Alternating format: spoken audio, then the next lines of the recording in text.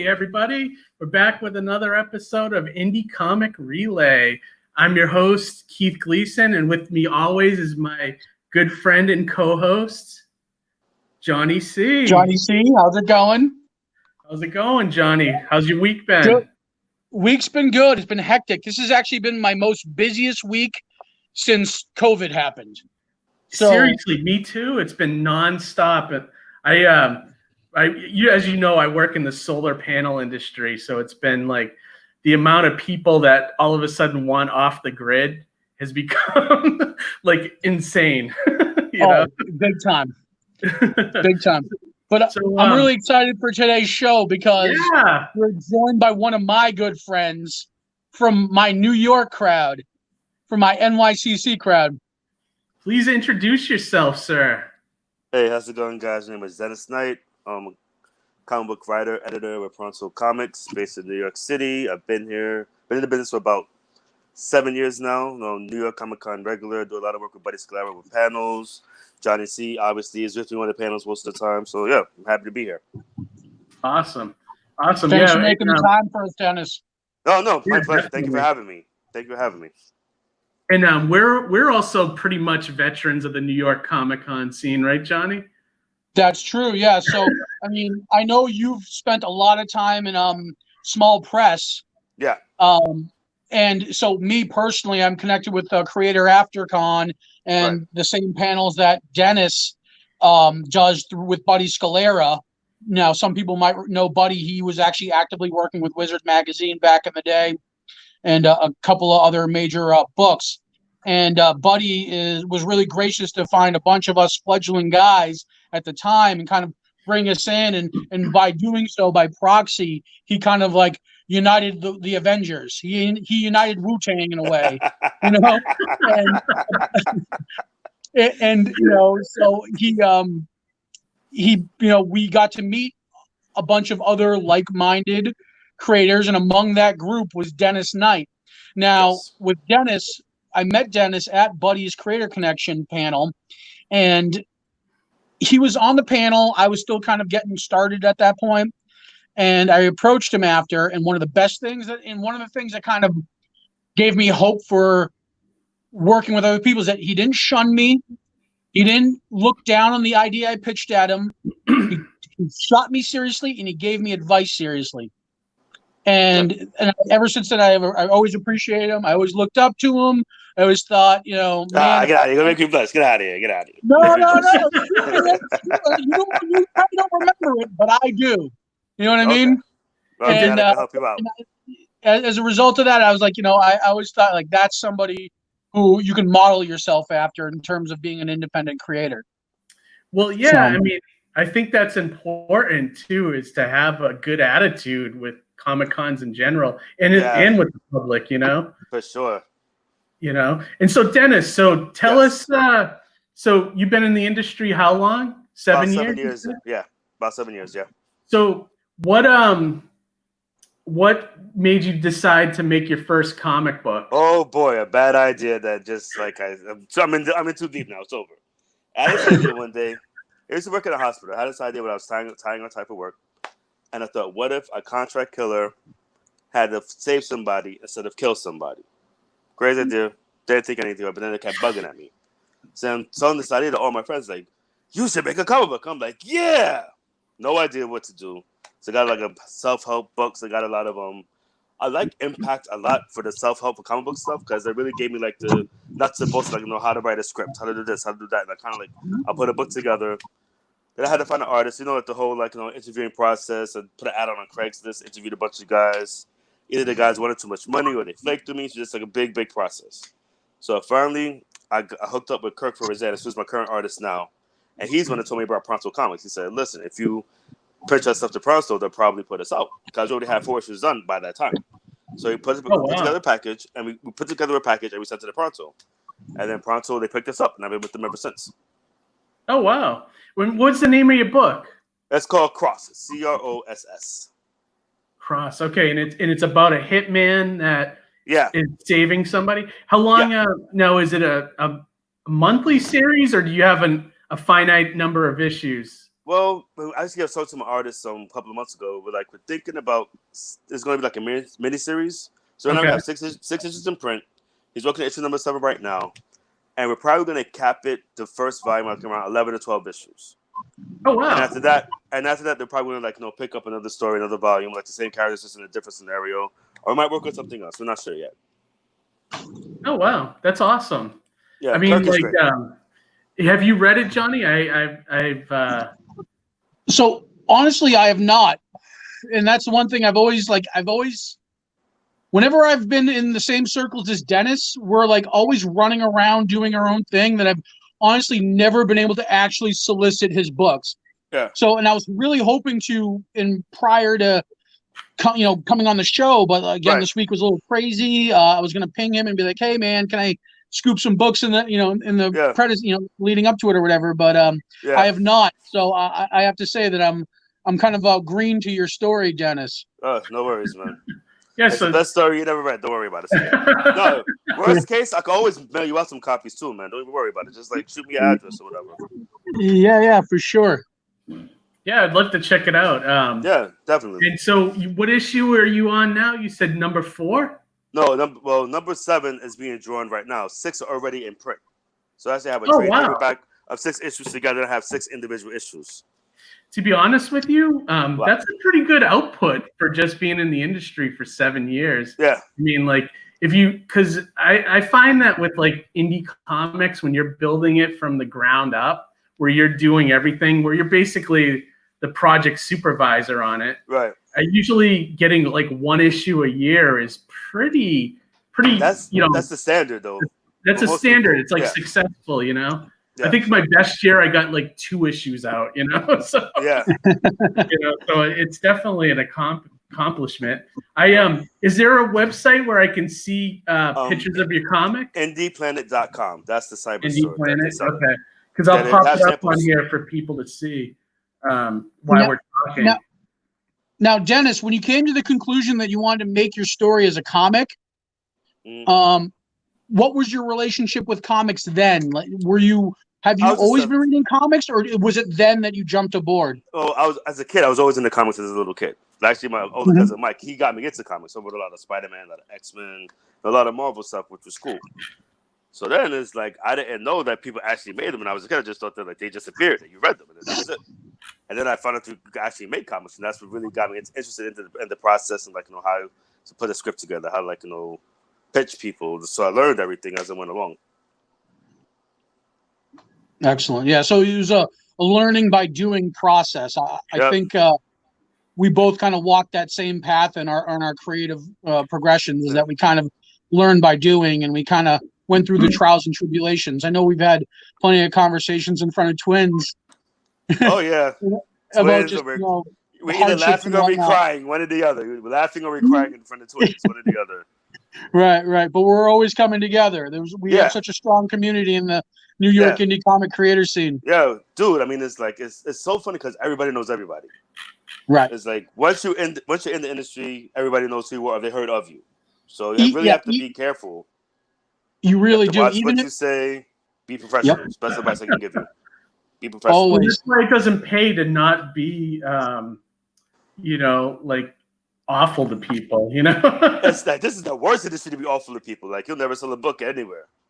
Right. Stacks and stacks of books in your mama's basement, just not sitting there, not going anywhere. Yeah. Especially nowadays too. This week alone, we had a lot of controversy in comics in general. Yeah, I did not think this was that happened in this industry. It's a lot of sexual harassment stuff. Oh yeah. Wait, what? Oh my God. Yeah. Well, that's all happening this week, right? The whole Warren Ellis stuff, and it's just nuts, man. I mean, yeah. It's nuts. You gotta be careful, man. Yeah, for real. It's one of those things where it's like you said, even if you don't know the person, they know you or they've heard of you. You know what I mean? Yeah, it's true. Yeah. So here's so I found cross number 6 here. Yep, that's the last issue. The last one is the latest one. Right now. Yeah, newest one. So now this character right here, is this the main guy? This is he's the villain. It's the same. Let's say My story is weird because it's like the hero and the villain is the same person.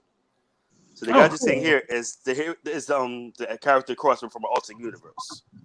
So he's the bad cross, and then you have the good cross from our universe that has to go fight him to save the world. I like the That's artwork. cool. Yeah, that's all Kirk. Kirk, he does all the interior, all the cover work. That's him. Oh, it's weird. Let's see. I like this cover a lot with the gun to the guy's head. Yeah, that's the first issue. That's always my favorite cover right there. It's not popping up when I click on it for some reason. This one's nice too. Who is this mysterious man? That's number 2. That's Oh, number two. Nice. I love that with title on the cover. You don't see stuff like that, like, somebody will die in this issue or whatever. Like, you don't see Right. that nowadays too much anymore. And It's very, I very love old school. Very old school. It is very Yeah. old school. I love that. Yeah, I like that. I like the artwork a lot. Where did you find the artist? Kirk, I found him on Craigslist, believe it or not. Oh, really? He's I actually applied really on good. Craigslist, and I didn't die. So it was like he was in art school at the time. He's looking for work. I'm looking for artists. It was we clicked. It was perfect. Yeah, and he's been with you since for all 6 issues, huh? Oh, Yep, wow. same guy. I like how you're doing the colors too, where it's just a hint of Yeah, kind of Well, I like got very a lot of- Sin City. Very Sin yeah. City. Actually, that was my inspiration. I'm a big Frank Miller fan. Oh, So okay. the thing was, Jules Scores, she was the colorist at the time. So the Okay. first couple of issues, she did the color, but then she got a real job. She didn't have the time to do the color anymore, so they just decided to go to all black and white. Well, it ends up being cheaper, right, to print when you do black and white. It's cheaper, and also it's just like I didn't trust anybody else to do the color like Jules did it. So just know what, if she can't do it, I don't want anybody else to do it. So just left it alone. Just kept it black and white. But I like black and white because it's like a real classic old school noir feel to it. Like black and white, you can do a lot with it. You can make it gritty, you can make it dirty. It's a lot of fun. That last panel right there, it's very reminiscent of like 90s era indie comics. Mhm. Like something you'd see in like a panel of like the original trade paperback of The Crow, or something from Oh Kitchen man, it's such a good book. Press. If I ever met Yeah, it James really O'Barr, I'd is. probably faint. I love James O'Barr and The Crow. Great story. And artwork was really good also. Yes. Artwork was amazing. Let me see if I can bring this one up. It's weird. Some of them are loading and some of them aren't. Let me see if I can. Now, Dennis, have you only worked on Cross, or have you worked on other books or other people's stories before? I've worked on other people's books also. I've worked on something in the beginning of this year, the Sagi program. The owner of that comic book is Ray Rebello and Diego Colon. He's the artist. And then we did PowCon in January in Brooklyn, and we sold out of his comic, which was cool. But we need to get in touch and make another issue. But with the COVID-19 and everything shutting down, we haven't really had time to get together. So hopefully soon, when things start opening up, we can get together, sit down, and plan out the next issue. But this one is really cool. It's like real high concept science fiction. Alien invasion comes. They take over they don't take over the government, but they impersonate high government officials. So and then they frame one of the heroes. So now he has to clear his name, or aliens are chasing him. It's gonna be really, really cool. Nice. Got a little flavor of V. It sounds like. No, that old it's fun. V. Yeah, 100%. It's like an updated version of V. It's great. I love that. Bright great. colors. Diego's great. He's based in the Dominican Republic, but he's a great artist. There's a little bit of a language barrier sometimes, but at the end of the day, he finally gets everything the way it's supposed to be. So this is a great book. I'm glad to be a part of it. That's awesome. So now, are you part of the the editorial team for Pronto? Are you Yes, part of their staff now? Yeah, editorial. I do a lot of what's the word? I guess I green light books now. Do a lot of day-to-day operations. I'm also have a seat on the executive board with Pronto Comics, so make a lot of decisions like what cons we're gonna do, how much is it gonna cost, is it worth us going, just day-to-day stuff. And it's fun. It's nice to be a part of the big machine. I'm the one of the butts in the seats that says yes or no, depending on really, really important company issues, which I like. Awesome. Now, is that your only job, or do you have an office job or something on the side? Yeah, I have a day job too. So I do day job 9 to 5, Monday not 9 to 5. It's my work hours are 3 p.m. to 11 p.m. Friday through Tuesday. So Wednesday, Thursday, I'm off for my day job. Those are the days I use like work on scripts, have meetings, work on stuff, send emails, like put things together. So yeah, do everything. So if I It's a time to lot write, of work, man. dude, I'm so tired. Like I had to take a nap before I did this interview today. It's a lot of work, but I love it. Now, yeah, I was just gonna say. So now, being somebody, because I can relate totally, just managing several books, being just a single person, doing all the promotion myself, going to a lot of the conventions just strictly by myself. When COVID happened. Oh, forget it, man. So let me ask you, how much did that affect you personally, professionally, and mentally? If you don't mind me going there. No, please. I was there. No problem at all.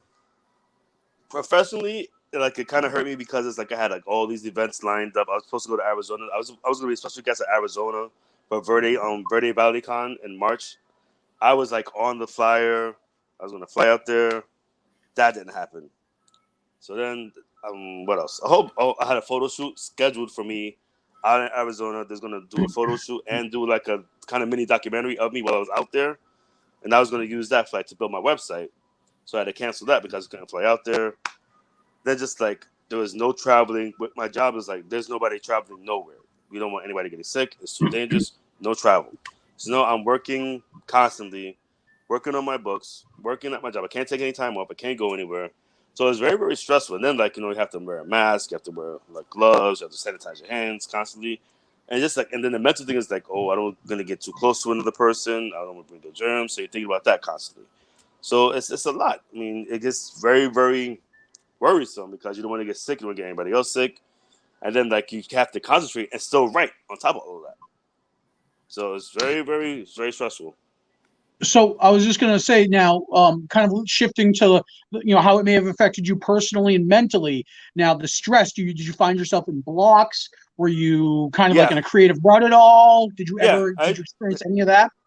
I did get some writer's block. I mean, I remember one time I posted today I want to run away and join the circus because the words were just not coming. It was just like one of those days, man. Yep. Yeah, but I talked to my friends. I was like, you know what? No, take a break. Don't, because if you overthink it, it makes it worse.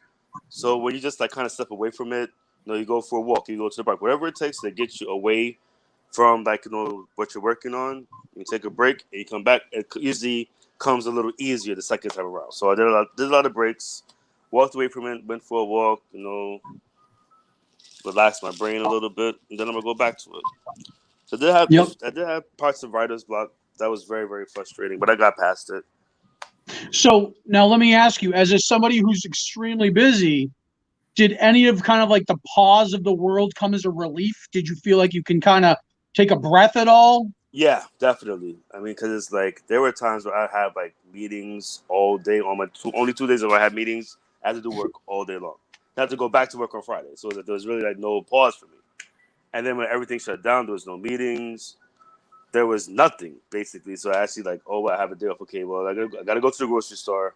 Gotta do my lunch. And after that, I was just like, relax, like watch a movie, like do little things like to kind of like take my mind off things. And it was very, very helpful to me, I think. Yeah, definitely. So it's funny. It's like nobody's talking about it. And I've said this in several shows before now, but it's like nobody talks about the downtime and the the mental blocks that come into play, but they're there. And it's like once you find out they're going through the same thing, it almost makes you feel a little bit better. You're not alone, right? No, of course. That's the best feeling. Like when somebody else is like, not feeling so great, you two can kind of talk about it, get it out there, put it out in the air, and then you feel better. It's the best feeling in the world. Yeah. Did you see the message? Evelina Mendoza said, "Dennis, you have Nicole and I too." Those are my best friends. That's so nice. Very, very nice. Very nice. And then she also said, "Hi, love you, Dennis." Hey, how's it going? Thank you so much for tuning in. It's hard not to love Dennis, let me tell you. Oh, some people will beg to differ, but I appreciate that. Thank you, sir. Thank you. Not everybody agrees with you, but I'm glad that you love me, so that works for me. Thank you. Got some ex-girlfriends. They're not too happy with me, so. Yeah, tell me about it. To tap into that COVID stuff too, like I wasn't writing I had my scripts done for this Indiegogo I'm doing now, so it didn't affect me that way. But I'm still working like 9 to 5, so like the only thing that's changed is I'm at home now, you know, and I don't have to travel in, and I don't know. I don't think it's affected me that much, but I love being at home, so you know, like it a little bit affected me, but not too much. I don't know. It affects me in the fact that I love going to the comic store, but now I can't. Right. You know. Yeah. Like that your kind of routine stuff. has changed. Yeah. Yeah. And we're going to the movies. Me and Johnny were going to the movies almost like every week, and now that's like stopped. Remember, Johnny, when this first started up, me and you were trying to figure out how to go see Bloodshot. Yeah, I'm glad we didn't go. Yeah, I know. I heard a lot of mixed reviews about that movie. Skipped on Bloodshot. That one was some a little people rough. loved it, and some people just like they weren't into it. I mean, I like the idea. I think like the character's amazing. I think they could have did a lot more. I think it was just like a money grab because like, it's all special effects. There was like no real substance to it. That's what I heard. Yeah, it was disappointing when we finally saw it. Sorry, Bob Layton. Yeah, right. I mean... Oh my god. But you know, so the one thing that I did like, so while the movie I felt like wasn't good, right? The one thing I can say I liked about Bloodshot even coming out was the fact that here was an independent comic book. Yes. Virtually nobody who unless you read comics in the 90s, you had to be in the comics to know who he is. Yeah, exactly. Yeah. And that gives a lot of hope. You know, that reminds me of the early 90s itself when, the that was the boom. That was the boom, man. All these like, indie comics. Indie comics were making movies. 90s hands down is the era of indie comics. That's when all the powerhouses, they are powerhouses now, but they weren't powerhouses back then. Like Image Comics was just starting out. And now that they're like one of the biggest publishers in the world. It's crazy. Right. It's wild. Which one? Which publisher? Image. Oh, Image. Yeah. I mean, you really have to think at one point Dark Horse was at a higher level than Image. I mean, they were putting out adaptions like Dr. Giggles, and they had a direct line to the cinemas, and eventually Image kind of took it over. I mean, they owe a lot to Walking Dead, obviously, and they owe a lot to Todd and all those guys. But it was a good era for indie comics, that's for sure. I mean, that's when they really took risks. What I was going to say is like, and I was talking to Dennis about this a little bit before we went live. It's like the funny thing with COVID is that everything stopped with like Image, Marvel, DC, but the independents, the indie books kept going because we're not beholden to distributors. You know what I mean? Like we're our own distributors. Right. Yeah, we do everything. Yeah, it's true. It's like we do everything. I mean, but like you said, we're affected in the fact that we can't go to conventions, and I haven't even been to one since I usually was at one every other weekend last year, but this year I haven't been to one yet. So I was lucky. I got that C2E2 in. Well, it's funny, the little giant comic show up in New Hampshire, they're still saying it's going to happen in August. I have a table there. I don't know. Oh, I mean, wow. I'll be going there in a hazard suit. But yeah. So what's that? I'm booked for not Saratoga. It's Mid Hudson Valley Comic Con, I believe. When Sam's is that? other show. Oh, okay. Yeah. And, or I may have misquoted it, but Sam's show that's not Saratoga and not Plattsburgh. He's got me set for that at the end of August. We don't know. I don't know if it's going to happen, but so far right now it's on the books, so we'll see. Yeah, right. Are you gonna? Here's the big question: are you going to go? If I go, I'll wear a hazard suit. I'll look like the Michelin Man. Yeah, I'm kind of prepping. I told Amy I'm kind of itching to get out and sell books, but I got to be careful too because I have asthma. I definitely I'll go in there like like an extra from like a plague movie or something, Yeah, for sure. But you gotta take care of yourself. You gotta be careful, man. Yeah, you have to. It's like, as much as I want to go to a convention, but I'm curious to see like if people will show up. If people are just had enough. I don't know, man. But it's gonna go either way. Either people are gonna be sick of being in the house, they're gonna go out, or they're gonna be scared to like get sick and they're gonna stay home. Yeah, because it's still like if you look at everything on the news, it still seems like 50-50. People are like going out without masks, but then there's like the other half of people still wearing masks, doing everything else, So I'm curious to see, what will happen. But so go ahead. The other day I was thinking about my taxes for next year.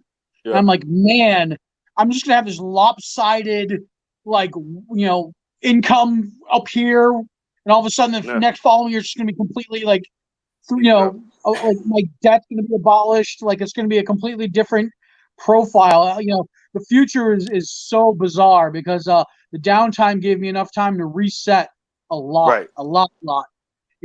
Clean up my credit card debts, refocus some projects. Like it's almost like it was a necessary evil, so to speak, I have a couple of friends who said the same thing. It's like this forced you to like kind of like take a break, forced you to like get your things back on track. It forced you to like get your projects in order because there's nothing else to do. Right. Yeah, and if you don't get stuff done now, it's like this is the perfect time because you have all the downtime, Sure. It's the best time. So it's funny though, like I always felt like creative process is partly rooted in inspiration, right?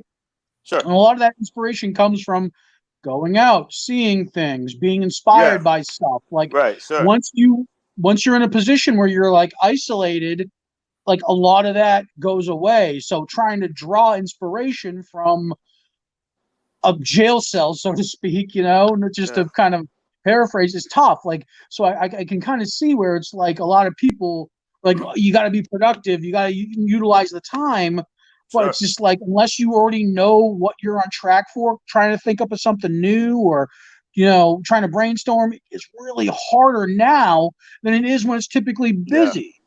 Yeah, for sure. Because sometimes you can bounce ideas off another person, or they have like think tank. Now you can't do that because it's just you and you and you, and like, what are you gonna do? You have to like bounce it off yourself, basically, and like make it work and like try to make something happen. Right. It is true. This Pat said he's never wore a mask and he works at a hospital. Never caught anything. Wow, that's impressive. Pretty impressive, Pat. You've got good genes, or maybe you have antibodies. Dodging those particles. But yeah, no, I get what you guys are saying too. Like, I haven't written a script why all this was going on, so I'd be curious to see how my process would be affected by it. Yeah, sure. I've been doing more. Like, I got an Indiegogo campaign running right now, and like that's been. I mean, I've just been on social media 24/7 now, just pushing that thing, So it's like, that's exhausting in its own self, So that's actually a great question, Dennis. Have you done any social crowdfunding or anything like that? Have you worked with any of those platforms? Kind of circling the wagons. I have a couple of projects that are like in like the grassroots stages right now. But at some point, I'm going to need funding. It's just a matter of like, okay, where's the money going to come from? So I was considering like Kickstarter, like all like the usual haunts, like just kind of put something together. They have to like have a campaign. They have to have like, to me, the more put together your campaign is before you start, the better off you're going to be when you actually start your campaign. It's like have the rewards ready, have your tiers ready, have everything set up so that like when you go live, you can just like start mailing stuff out, mailing rewards out as soon as like you start getting backers. Yep. Yeah, so have you done one though? Sorry, Keith. Didn't mean to okay. No, not yet. I'm not ready yet, but I know like in the near future I'm gonna have to like start putting a campaign together. Just like it's in the back of my mind. It's a whole different game now than it was when Kickstarter first started. Like for sure. Going back 7 years now, 8 years when it first started. I learned a lot with this new campaign that I'm doing. Like just this. Silly things you got to do to like kind of like you got to make it like a game almost with people. Yeah. Like, like to win their prizes. Yeah, right. That's what it is. Yeah. It's weird. But it works. I mean, people are jumping on, and I think the most important thing now with campaigns is people want to see everything fulfilled. Like if it doesn't get fulfilled, forget it. They're out of there. Yeah, they won't progress back is you important. again. Updates are important. I mean, just even if you show something. Hey, pages went to the prints, or artist got the pages. He's doing the artwork, or whatever it is what stage you're up to. Make a video, post it, tell your backers, let them know, keep them informed, because there've been a lot of issues when people they got back and they just ran, they didn't do any rewards, nothing. They just took the money and ran with it. So you have people back in projects and not getting anything out of it. That's terrible. Yeah, it's true. You see it all the time, and sure. I think that's important. Is you got to be honest with everybody, and then once you have a good reputation, then anything you do after that will just carry over. Of course, yeah. So I think that's also built into the due diligence that comes to running a campaign. Like Dennis said, preparing for the campaign leading up to it. It's like I see the rookie mistake of a lot of people just opening up a Kickstarter account fresh, no comments, no other backed projects, and then they put a project out there. No matter how hard you worked on it, you're not going to hit the full potential you could if you didn't have a seasoned account that project that project was rooted under. You know what I mean? Of course. I mean, it's basically you have to make a name for yourself before you make a name for yourself when it comes to Kickstarter. Which is, it's funny. It's like we're trying to do that now, just in regular comics, which is a struggle in and of itself. But now we have this other side struggle of getting your Kickstarter rep up, so that way you got street cred when it comes time to launch your project. It's a rough life, man. The best advice I can give is try to go for as low a goal as possible. Right. Like 1,000, maybe 2,000 at the most. That way you can hit it, and then hopefully you'll get overflow after. Right. You know what I mean? Sure. But with Kickstarter, it's all or nothing. Yep. Either you make it or you don't. Right. And I think on Indiegogo you can do that. But they also have the flex part, which is what I'm doing, where even if I don't hit the goal, I'll get I'll get the money that was put into the campaign, Okay. So that might not be a bad route to go. Got it. Having tried both platforms, I gotta say I like Indiegogo a little more than Kickstarter. Okay. And for a couple reasons. Kickstarter, the big problem is when someone puts in a bid for a perk, Kickstarter won't take the money until the end of the campaign because it's all or nothing. Whereas Indiegogo, if they put in the money, it's taken out immediately. So there's because I found with Kickstarter, sometimes after 3 weeks after someone puts the bid in, all of a sudden the credit card isn't good anymore, or you know what I mean? Oh, and you might lose that's that a money. very good point. Good point. I didn't think about that. Yeah, and then the other thing I like is Indiegogo has an it's called InDemand feature. Okay.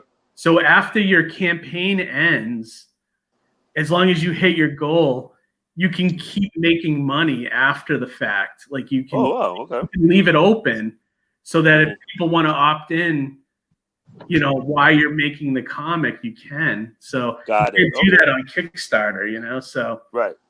So I'm finding I like Indiegogo a little better as far as I can see why. It seems more more user friendly. That's what it seems like. Yeah, definitely. And there's not as much competition on there as there is Kickstarter. Oh man, Kickstarter is crazy. It's something every day, man. So much stuff every day. It's crazy over there. So you kind of get lost a little bit, Yeah. Kickstarter is like the new landing page for indie comics. You know what I mean? Oh, of course, It's like that's kind of what you're. It's I guess more important to you. Do you get more cred by going to Kickstarter, or or is it because it's ultimately it's having the audience find you, So a lot of it's setting up the campaign before you launch too. That's a huge thing now, No, you have to be ready. Have to be ready for sure. It's like sending out letters and emails. I'm sure you have like a decent email base over at Pronto too, you know? Yeah. How big is Pronto Comics? Is it just a few guys running it? It's like the core team is like the executive board. We're the core team, and then we have like a bunch of creators. But because of like the coronavirus, like a lot of stuff has been on, like a lot of books have been on pause. Yeah. Because they can't get with the creative teams, which we understand. It's just like we kind of like just staying abreast of like what stage are they at in development, and then like when they're ready to send the pages to us, and then we'll take care of it from there. What's the, like, if we got people listening in the audience about and they're interested in submitting to Pronto, what's the submission process like? Send me an email. Tell me what you have. Are you guys looking for specific kind of books, or is it? One thing about Pronto. I'm sorry, I didn't mean to cut you off. No, it's okay. I was just wondering if there's specific genres you want, or if there's stuff that you don't want. You know, what do you guys tend to look for? We have a very wide base of books. We have science fiction. We have horror. We have action adventure. We have manga. I would say we're open to anything, but we don't do like really lewd and crude stuff. Like adult stuff we don't do. So if you have like a very erotic story, don't send it to me. I'm not going to put it out. Like very hard R-rated kind of stuff. Yeah, it's no. Like that's happened at New York Comic Con when I was with CCP Comics. Yeah. One of the very first shows, somebody came up with a submission, and they had this like it was like a knight's battle thing. It looked like Braveheart kind of a little bit. Yeah. And then like 3 pages in, it was like hardcore porn. And I'm like, wait a minute. Yeah. It's like, how did we get here? It's very shocking. It's very shocking. I mean, I get that you have a message, but you have to know your audience, because that probably wouldn't be the best place to debut a comic like that. They do have like, book fairs. They have like, like adult, conventions where people like they showcase stuff like that. That's the setting. Right. Not a convention full of children. It's not the way to go. Right. Yeah, like I remember the comic store I used to work at used to have like a little short box behind the counter with those kind of books in it, you know? Yeah. And you still had people looking to look through them, so. Yeah. Well, it's like you'd find them in the same box as like the spoof comics, like the right. Howard Stern versus Rush Limbaugh or whatever, yeah, you know right. what I mean? Or like, rock and roll comics or something, you know what I mean? Something like offshoot kind of thing like that where it's not the mainstream. It's like it's kind of in that adjacent thing, It's weird. We generalize indie comics, but there is the mainstream of indie comics, and then there's like you said, the small short box that be careful going through it. You never know what you'll find. Surprise! Indie comics is very, very broad. What's that? Indie comics is a very, very broad term. So it's like it's funny true. Because like sometimes with me, offended is not the word I would use. But it's like I meet people. It's like, oh, you make comic books? Oh, me too. You see my face? Okay, what have you done? Like, don't say you make comic books if you haven't made anything yet. Yeah. Oh, no, I get that. You get that. Bodies are the worst. Well, so it's like you talk to some other creators, and some creators out there, it's like they're on the spectrum, right? They're a little on the spectrum. Creative mind, know the process. You try to have a conversation with them, and it's like it's either combative. They're breaking out the rulers to measure dicks, or you know what I mean? Like it's just like, and that's one of the reasons why I connected with the New York crowd so much, because it wasn't about that. It was just about connecting and finding common denominators in our creative processes and helping each other and elevating each other. Yeah, I mean it's like it doesn't have to be a pissing contest. If you make comic books, cool, but don't like compare your work to my work, or like what conventions I've done. Is like nobody cares. Right. Just make your book, make it good, and like get out there and sell it. Like, that's what you be worried about, not who else is doing what. Hate that. Right, exactly. Yeah, stop talking about it and do it. Like go out there and do it. You know what I mean? This Roland says sell them as Dojinski. I don't know what that is. Is that like? I can't even spell that. What is that? I'm guessing that he's referring to the naughty comics, I guess. The naughty comics. Let's go to naughty comics. Naughty comics. That's that must.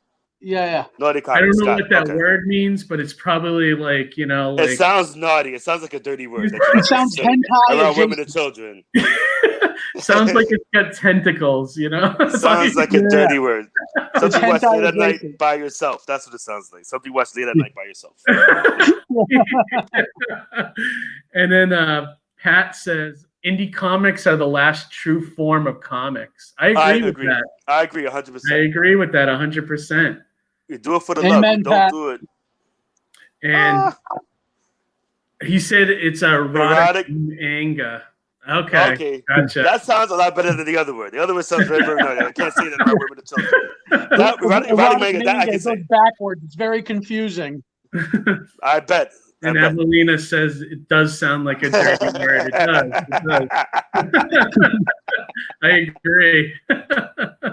But I agree with what Pat said. I think indie comics are the last true form of comics. There's no like corporate structure telling you how to write them. You know, tell it's you like what message to put out. Exactly. And you know, it's like you don't need like a movie budget to tell your story. You just need to be able to pay an artist, and the artist can draw it, you know, and bring it to life. You know, it's like there's a lot of great things about indie comics, I find, you know. Oh, it's amazing because it's like something came out of your brain. And then you're able to pay somebody or work with someone who could take those images from your brain, the story from your brain, actually draw it on pieces of paper and make it a cohesive story. And people give you money for that cohesive story that came out of your brain. Yeah, exactly. I'm so surprised if people buy my book. I'm like, oh my gosh, you want to give me money for it? Oh, wow, great. Oh, you want me to sign it? Sure. Wow. Okay. Thank you, stranger. Appreciate it. Best thing in the world. You kidding me? Well, it's like that inside though. You gotta hide that inside and be like, oh yeah, I sell these all the time. You know, you gotta have that, like, you know, that you have to have that so cool attitude, but you're like, yeah, you get so excited. Yes, somebody bought it.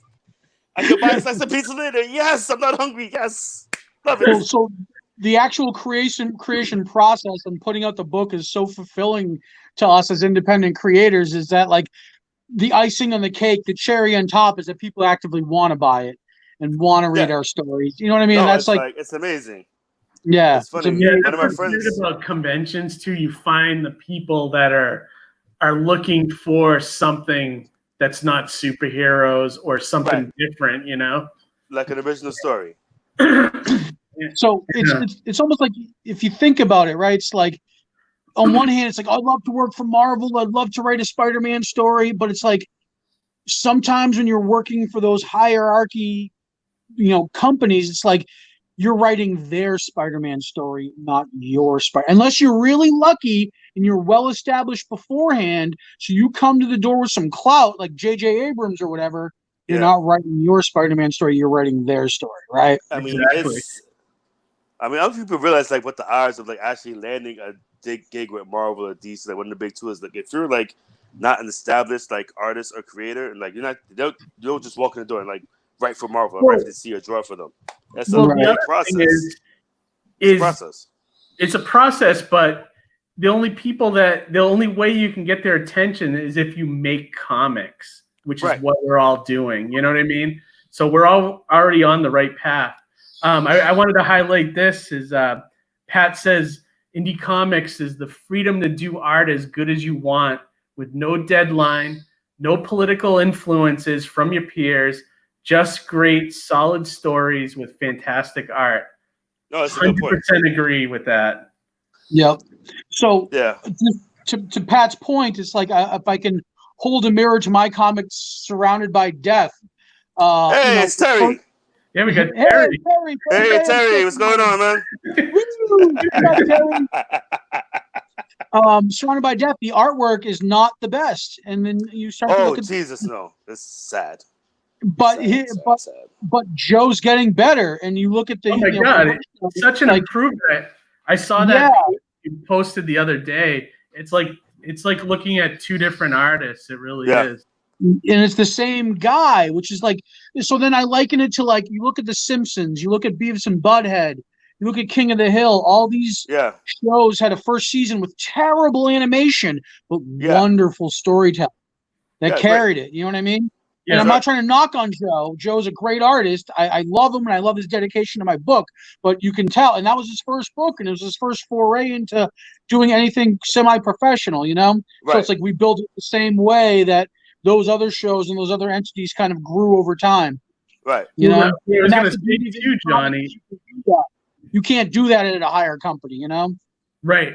But if also most artists are always improving. So if well, you should be improving. You should be improving unless you're like a Rob Liefeld who's been the same since 1990. You know what I mean? So it's like, but like most artists just, you look at their old stuff versus what they're doing now and you see a drastic improvement, I like Rob. He doesn't like me, but I like Rob. I don't hate Rob. I'm not a big fan of his art, and I talked to him at Rhode Island Con for a while because he was right next to us.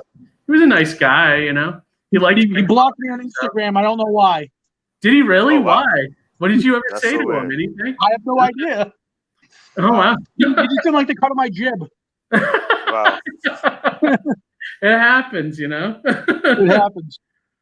But what was I going to say? Let me see. We got another comment here. Pat said, that is what makes indie comics great. The progression of being better and doing better. I agree. No, I agree. Because you know what it is we're trying so hard to get noticed. So we're putting our heart and souls into books. Whereas established creators are it's almost like a 9-to-5 job for some of them now, And they care about being on Twitter more than they do their books, So you know what I mean? Once it becomes a job, that's time to stop. Like if you can make art and make money, great. But once it becomes like a job, it feels like an obligation. Stop doing it because you're not going to enjoy it, and then it's going to show. When you're at conventions, you're going to look tired. You're not going to want to be there because you're going to see it as a job, not as meeting potential fans, not as like showcasing your work. That's how you feel. Just pack it up, man. Go home. Yeah, let's get out of here. Right? It does permeate through your work. And Roland said Rob streamlined his work back in 2000, but otherwise it has remained unchanged. I agree, 100%. It's just I don't know. There's a lot of anatomy mistakes. Let's just say. Yeah, I mean, I love his stories and I love his art, but just it's like you could tell a Rob Liefeld comic just by looking at the cover, because all his bodies look the same. Pat said, plus with indie comics, you can have one-on-one talks with the creators. Big name creators might not be into that. That's 100% true. I actually prefer smaller conventions because I actually have the time to talk to a fan or talk to someone who like needs advice. Because like even in your comic, I'll do portfolio reviews right there. So I'll give you advice about your portfolio right there while you're standing in front of me. I don't say, oh well, I'll give you a call. I'll look at it right there. Okay, this is wrong. This is good. I'll give you points because like I remember when I was starting out, I didn't have anybody to tell me like what to do, what not to do, not to point out like the bumps in the road. I just had to took my lumps by myself. So now I want to be that person that could probably help somebody avoid those lumps for them. Well, like for me, like I came to the epiphany 10 years ago that if you're not going to go to the convention and be excited and happy to be there, that even someone would even look at your book, then what are you doing? Like if you don't have a positive attitude going into a show, no one's gonna want to even talk to you, even pick up your book. So I'm nice to everybody, and I know Johnny is, and I think you are too, Dennis, from the way it sounds. Yeah, I mean, as long as I'm not hungover, I'm the nicest guy in the world. I'll look at your pitch. Actually, even hungover, Dennis, even hungover, you gotta fight through that, Dennis. You gotta fight through it. You gotta pretend. Yeah, it's a long day. Trust me, it's a long day. But you gotta be there for the fans, man. And then also, it's like you don't want to make somebody's experience, because God forbid it's like their first convention experience. And then, like, you leave a bad taste in their mouth, and it might turn them off from conventions, like, forever. It's like, and you want to be that person from ever reading comics, and never mind that too. Don't want to be that person. Like, be kind, be like, attentive, be excited. Have the, it's a show. You have to have your energy up at a convention, especially if you're behind the table, especially if you're taking pictures, selling books, whatever it is. You have to have your energy up because it's like you feed off your energy. Yep. That's why I'm so damn tired after a show. Like I'm like wrecked. Oh, hell yeah. It's like I'm in bed by 9 o'clock. working a real You job. also- You never know who you're talking to at your table, right? Yeah, 100%. So, even after a show, like one of the things I like to tell people is you never know who you're going to share an elevator with, right? Right, sure. I was at SDCC after after the show. I was a hotel bar, started chit chatting with somebody. At the end of the conversation, I was like, "Hey, see you later." Whatever. We traded business cards.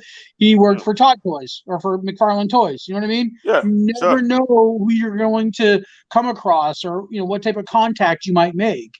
Always be kind, man. Be kind, Always be professional. Roland says he picked up Mighty Mascots because of the pleasant experience I had with Keith at the Haverhill Comic-Con. That's awesome. I believe Roland. that. Thanks, man. Yeah, I'm a very pleasant man. It didn't happen this year because I love that show. It's one of my favorite shows of the year. Actually, I've never heard of that one. It's it's a library show. Like, have you ever done a convention at a library? No, I haven't. If you can find them in your area, they're the best conventions because they're small. There's probably less than 40 tables. And the people that come there, they're usually free admission too, which is awesome. The people that come here, they love looking for something new, And I've had my best sales usually at those kind of shows too, Cool. Yeah, so look into that because they probably have them sometimes down in the New York area. I'm sure. You know what? I think the Bronx Public Library is supposed to do one.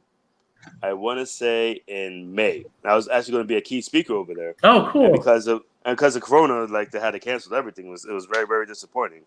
But I mean, I get you. Like, want people to be safe, but at the same time, it's kind of like, especially like when you're excited to you want to speak to kids, you're going to have an event, and then you have to cancel it. Yeah. Hi, Indira. Indira, she's saying she's learning right now. So I guess Indira? Are you a writer, artist? Did she work with you, Dennis? No, we're just friends. Oh, okay. I'm hoping. If I give props to anybody that creates anything, you know what I mean? Like, that's a lot of work. It is a tough business to create comics, and to finish one is a huge accomplishment, I think. Yeah, no, I agree. 100%. Thick skin too, man. Like, you gotta take that hard criticism when people don't like your stuff, Yeah, it's just I used to get upset, now I'm just like, I don't care, whatever. You can't let it bother you. It's like for me, it's in my core. Like, I'm never gonna stop. You know what I mean? Yeah. Like, I love comics so much that I just you have to keep making them and putting them out. So I kind of resolve it by saying that I make the comics for myself, and then if other people are into it, then cool. Yeah. No, that's a good way of looking at it because it's like, initially, it is your story to tell. And if somebody else likes your story, amazing. If not, that's okay. Someone else will like it. Right. Not everybody's gonna like your stuff. I have an all ages book, but I'm not gonna appeal to everybody. There's people that will want Johnny's book because they're into horror, and my book won't appeal to them. So it's just like you just gotta understand that with people. Some you can't take it personal. Yeah. Right. Exactly. Like usually, if I'm at a table, I say, okay, what kind of stories do you like? And if they happen to like science fiction, then I say, okay, well, check out my book. It has science and it has crime, and other stuff. I will direct them to what kind of books suits them. I don't push my book because it's my book. I push what the person likes. If the person likes horror, okay, well, check out the horror section. Oh, you like action? Okay, check out this section. You have to listen to the consumer and listen to what they want. Don't just shove your book down the throat because it's your book. Right. We'll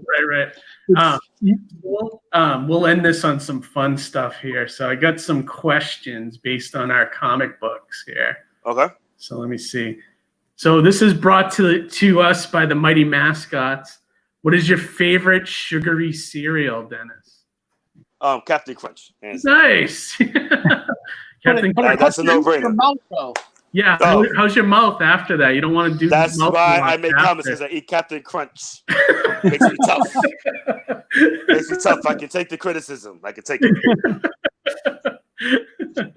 I gotta agree. I like sometimes I like the offshoots of Captain Crunch, like the peanut butter crunch and the berry crunch, and all that kind of stuff.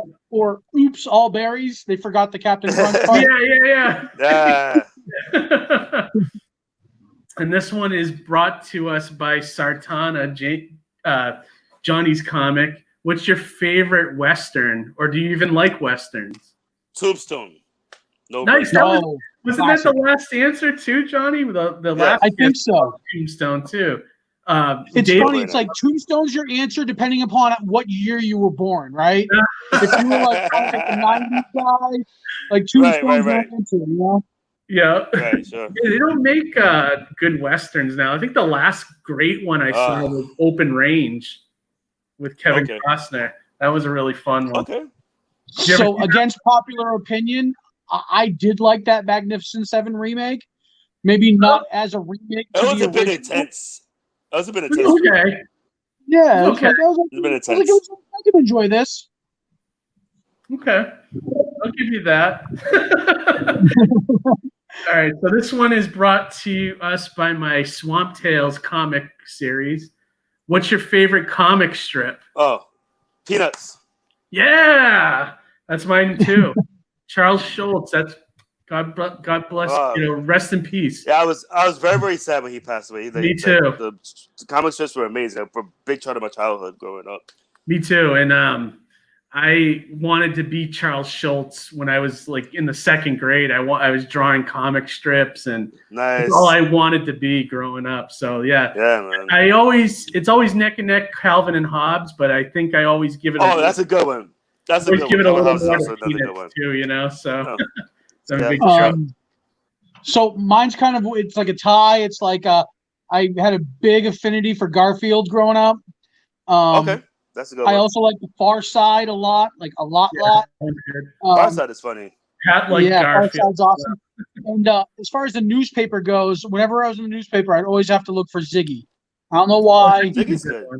Ziggy just it struck a chord with me. He was always like, I haven't seen it. He was a sad, like always. Yeah, he was like, you couldn't catch a break, man. I felt bad for him. He was also weird. He was like a pinhead, like a little bow tie. It was just bizarre, you know? Yeah. Maybe they had like an animated special or something with Ziggy back in the 80s. Yeah. Oh, no man, I gotta find that. That's crazy. I gotta look that up for sure. I'd like to watch it myself. I think it was like it might have been a Christmas special. I don't know. Remember when they were pumping those things out in the 80s? Like crazy? Yeah. So it might have been one of those. I remember seeing it. I couldn't tell you anything about it, but I remember there was an animated Ziggy. I was surprised. Yeah. Cool. I think they did the same thing for Far Side at one point too. Yeah, they did actually. And supposedly that's coming back. Like I don't know if he's making new Far Sides or something. When I was at New York Comic Con last year, they had a big display saying that Gary Trudeau is coming back and Farside's coming back, but haven't heard anything, so I don't know.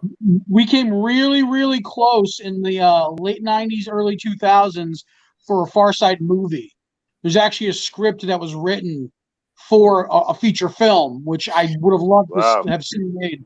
I have that script really cool. Floating under the, floating on the interwebs.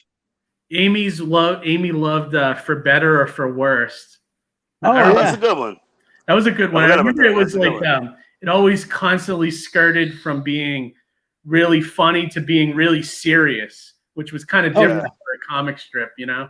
So I definitely love that. And then our final question, brought to us by Johnny's comic, Surrounded by Death. What is your favorite zombie movie? Ooh. That's the tough ones. I love zombies. I know this is a tough big zombie fan. Oh, did we lose? Zombie. No, I'm still here. Ta-da! I'm here. Favorite zombie movie? That's a good one. I'll have to say 28 Days Later. Really? That's an interesting choice. I like, that's a really, I really like that one because it kind of reinvented the genre at the time, and there was nothing else. You know, exactly. And I think the second one's not as good, but that first 20 minutes of the second one is like very intense. Some of the best zombie stuff I've ever seen in a movie ever. You know, yeah, for sure. The rest of the movie kind of throw it in the trash, but that first 20 minutes is really good. You know, so that's a great choice. Actually, I like that. I always go with Romero. Anything Romero. Oh yeah, he's the king, man. He's Except he for the is stuff zombie towards movies. the end wasn't as strong, but his first But his early stuff is like career, his early stuff. You can't go wrong. Right, exactly. I agree. All right, so that I'll have to do some more questions like that down the road, Johnny, because I think those are a hit with people, you know. Yeah, for sure. Comics. So I'm gonna start wrapping up, guys. Here. So Dennis, why don't you I'll give you the floor. Why don't you put your plugs out? So where can people find you? Okay, I'm on Facebook. Actually, my book Cross is on indieplanet.com. On Twitter, my Twitter handle is Mr. Nightwriter with a T. My Instagram is DEE Nightwriter. And I also have a writing page on Nightwriter on Facebook. So if you want, anybody has a project and needs a writer, you can reach me there and also tell me about your project. Awesome. And then I'll have you send me all that in instant message, and I'll put it in the description of the video so that people can, after they watch the video, they can go find you and like you and for sure. I would love that. And that fun stuff, you know? Yes, please like me. Please like me. Yes. And then Johnny, where can people find you? So you can find me on Twitter and Instagram at JohnnyC138. On Facebook at facebook.com, Your Johnny C, just the way it's written on my tag right there is possessive your. And that's about it. Oh, also real quick. So speaking of zombies and Romero, a project I worked on is very close to coming out. It's called Of the Dead. It's a tribute to George Romero. It's a whole bunch of creators that put together a bunch of stories set in that universe. My story I did with that sounds like fun.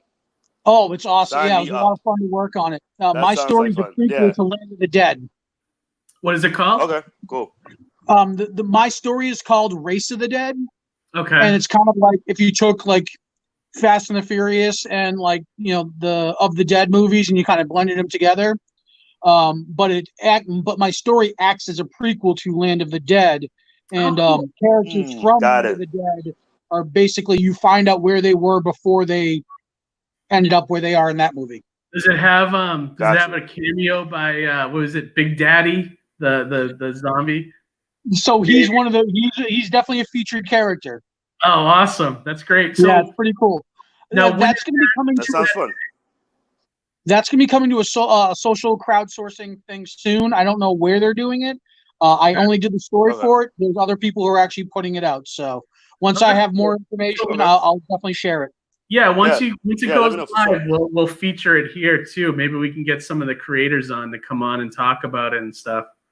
I'm sure we could. Yeah, for sure. That'd be a good idea. Definitely. And then before I just want to show everybody the Indiegogo still going. We're almost there, 95% of the goal, which has been almost there, man. Congrats! Like the support for it has been unbelievable. So if anybody wants to back us and support us, this is the way to go. This will be for the next storyline. We just unlocked the Chris Giarrusso variant this week, which look at that image. Oh wow, nice! Isn't that amazing? Very cool. A very cool cereal box cover, So yeah. Now I want Captain Crunch. Now I'm hungry. Yeah, right. Now I want cereal. Right? It makes you want to eat breakfast. So yes.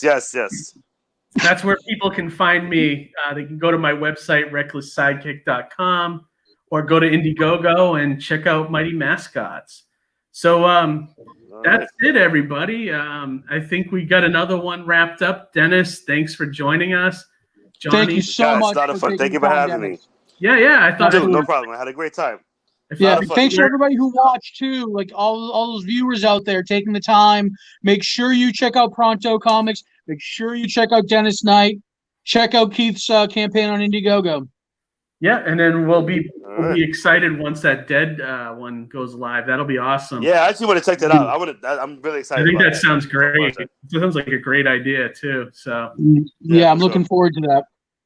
Awesome. All right, well, So we'll be back in 2 weeks. We'll have another guest lined up. I don't know who it's going to be at this point yet, but we'll be back in 2 weeks, and I'll probably have another comic book review up this week for the channel. So anyone out there, if you haven't subscribed, subscribe, hit the bell for notifications so you know when we're going live. And we'll talk to you soon. Night, everybody. All right, Thank night. you.